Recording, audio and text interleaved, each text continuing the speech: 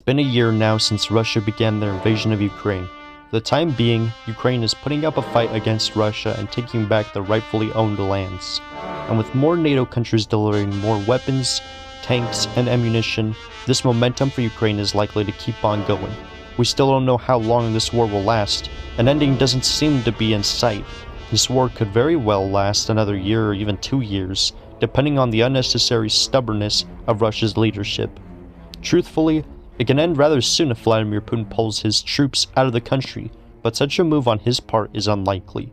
Putin is a conservative that wants Russia to be a world power like it was in the past, and his way of regaining power for Russia is the same way as historical Russian figures. Conquer, annex, and assimilate your neighbors. But why should you care? You may be an American, an Asian, or a European that is far from Ukraine. A war against another country so far from you is not going to affect you, right? No. There are many reasons why we should follow the news about Ukraine, why we should care about Ukraine, and why Ukraine matters. One of the major reasons is food. Ukraine is an absolute breadbasket for not only itself, but for Europe and the world. Food from Ukraine travels to China and India to feed their enormous populations. It goes to the rest of Europe to feed the continent. It travels to Africa to feed the starving people there. And yes, it even travels to the United States to feed Americans.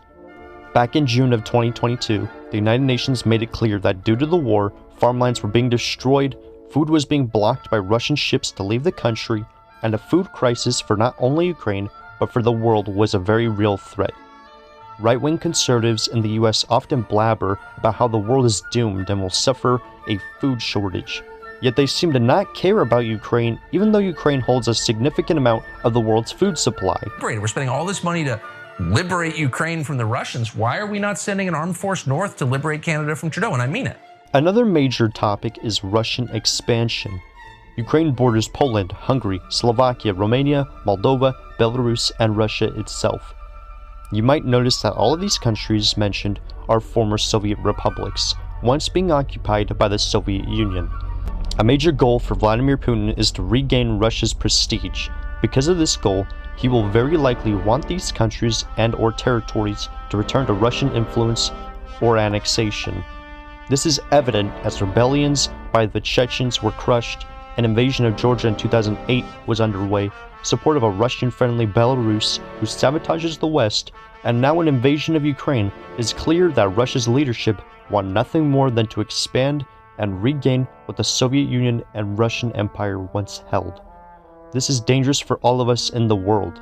Russia is a big country. Its neighbors are European, Asian, and North American countries. Even Africa, a continent that historically Russia wanted to colonize but couldn't as it was too far and blocked by other powers at the time, is suffering from Russian intervention right now via the blockade of food that was mentioned, and the outright military presence in Africa by Russia's Wagner Group as they commit several accounts of war crimes. A country as big as Russia and as eager to annex and interfere with sovereign nations is a dangerous country that the world cannot tolerate. We must also take resources into account. Natural gas is an absolute necessity to a lot of Western European countries, notably Germany. It heats millions of homes across the continent. Russia was Europe's main exporter of natural gas, but ever since Europe has taken a hard stance of supporting Ukraine, Russia has cut off their gas supply. Thankfully, Germany and others have begun to find alternatives and have filled the void that Russia has made, as well as Europe's winter ironically being one of its hottest. Had Europe not been as lucky, however, millions of people would have froze this winter. Despite this blow to Russia's plan for using energy as a sick kind of blackmail, Russian propagandists still talk of a frozen West despite their plan absolutely failing. We also have witnessed many attacks on Ukrainian power stations by Russian forces during all seasons. Point being, Russia will use resources that countries need for their citizens to survive as leverage. Russia doesn't care for the people of Ukraine, Europe, America, and quite frankly, Russia doesn't care for their own people. You can look and see near miles from the capital of Moscow and see the people living in wooden shacks and sheds, depressingly mirroring the Great Depression. The regime in Russia doesn't care about the people, they care about their wealth and influence.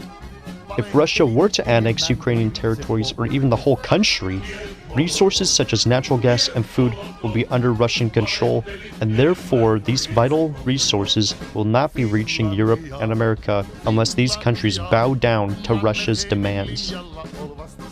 I've seen a fine point made by Republicans and the right in the US about China. These critics point out how dependent the US is on Chinese goods, food, and resources. China is a growing threat to not only the United States but to Asia as well. If the right in America is so afraid of China holding resources we need, why is Russia, arguably a more hostile American rival compared to China, not getting the same treatment? China's no saint either, far from it, but at least China sometimes negotiates and holds talks with the West, as well as continuing trading.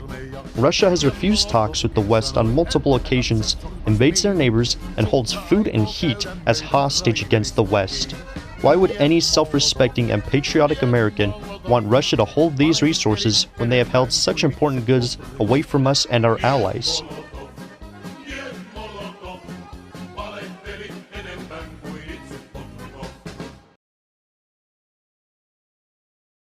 Lastly, it is a matter of morals. This war has displaced millions of Ukrainians and Russians alike. Millions have been forced to leave their homes, their communities, and their countries to avoid the conflict. They were forced to leave their homes because they were destroyed, to avoid being captured by, killed by, or conscripted by the Russian military. Missile strikes by Russia have destroyed shopping centers, apartment blocks, houses, orphanages, schools, playgrounds, and even Holocaust memorials. It is being investigated on cases of mass killings and genocide by the Russian military, with towns such as Bucha and Izium having large mass graves. The people who are critical of Ukraine and the support they receive often favored the US invasion of Iraq in the past, but now use it as leverage and justification for Russia's invasion of Ukraine. Neither of these, nor any violation of human rights, is acceptable, nor should it be tolerated. A lot of people also just don't care, because these atrocities are happening in Ukraine, not in the US or nearby the United States. Okay, this is gonna sound a little crazy for me, so get ready. It doesn't matter how close to you they are. People are dying across Africa, especially in Ethiopia, Myanmar, Afghanistan, Syria, Mexico, Haiti, and in Ukraine. How close do such evil actions have to be to you for you to give even the smallest sense of care? These are people like you and me, who want to live their lives under their politicians they chose. If you don't care because they're simply far away from you and their suffering doesn't directly affect you, you're an actual psychopath. Something is severely wrong with you if you turn away and shun human suffering.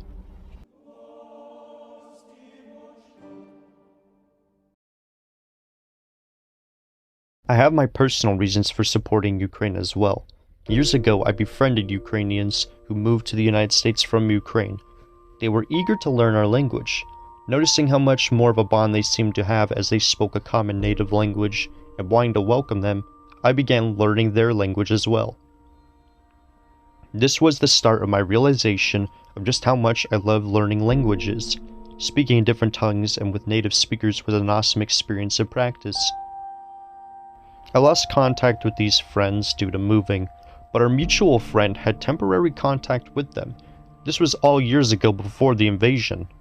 Now as the invasion was starting, I've seen videos of their home city being bombed with Russian missile strikes, and I've heard that their family members had to flee Ukraine to the Western Europe. It kills me to see their country and even the city they grew up in being bombarded, their families being forced to leave, and their people being slaughtered. The language they spoke was Russian and Ukrainian, but Russian was mainly spoken due to Slavic people of various countries being at our school, and historically Russia has forced their language on these countries. I chose to learn Russian as a result, and this passion of foreign language they helped me find has brought me to study other languages, as well as helping me find what I want to do in life. I want to use this hobby and make a job out of it one day, to dig myself out of financial problems with this skill I can unlock. We are witnesses of history repeating itself once more. Russia, again, is being ruled by a tyrant that is hell-bent on spreading Russian customs to the world whether they comply or not. Russia has also failed in the past, as have all imperial powers who have tried to spread their ideology forcibly and violently. Putin's Russia is no exception. Putin's Russia will eventually lose in Ukraine.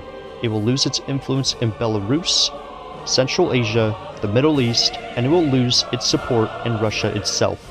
The people of Ukraine, Russia, Belarus, Georgia, Armenia, and Central Asia deserve better. They all deserve a chance at real freedom, true progress, and true empathy from their leaders. It could be years, decades, or maybe even a century from now, but freedom will triumph over tyranny. It always does in the end.